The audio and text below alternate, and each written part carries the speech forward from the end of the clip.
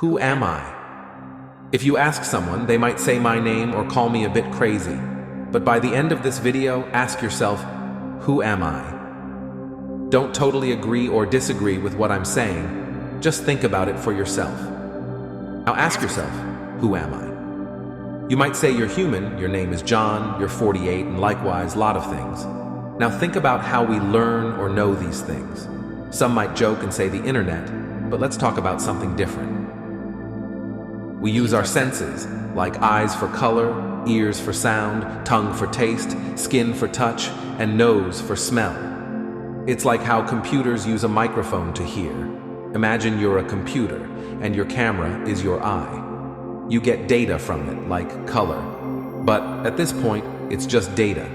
Computers don't know it's color. It's just a type of data. We can delve deeper into this concept with an example. Imagine there's a bottle in front of you. Focus on how you perceive this bottle. Let's break it down using our 5 sensory organs. If we concentrate solely on these organs, we can only discern the color of the bottle, a collection of colors. Now picture yourself as the eye in this scenario. The eye simply inputs a signal, which we commonly refer to as color. However, the eye itself doesn't comprehend that it's perceiving color. It's merely transmitting a signal.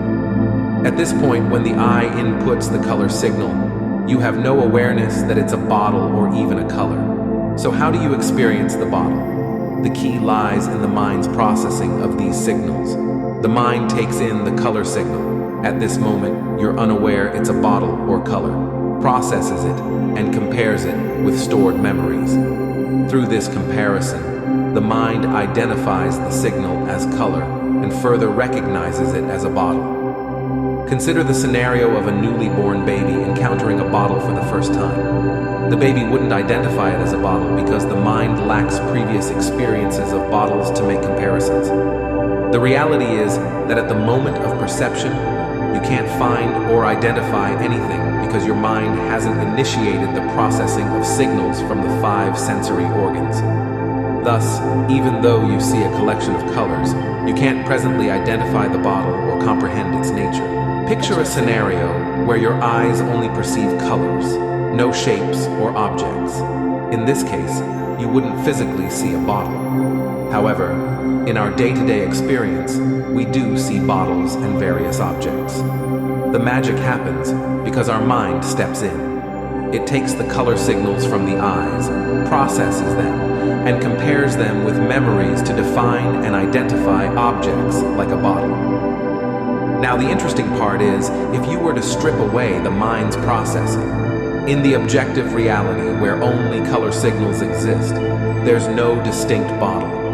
The bottle, as we recognize it, is a product of the mind's interpretation and comparison with stored information. Take a moment to visualize the bottle, but this time, imagine it as a canvas of colors without any defined shapes. Picture it vividly in your mind's eye. Delve deep into this imaginative exercise, where the bottle exists only as a play of colors.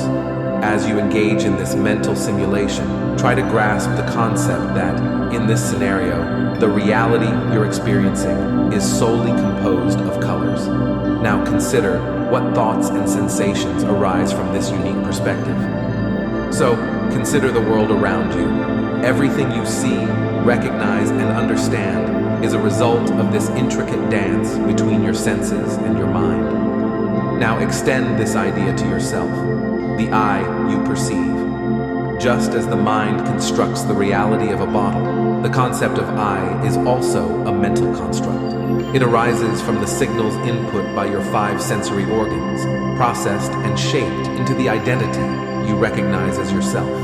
So when we ask, can we find a person called I in reality?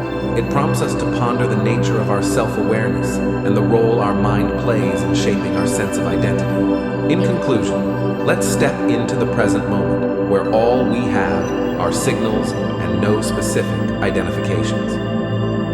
Imagine this reality where everything is reduced to a bunch of signals. Now, take a moment to reflect and ask yourself, who am I?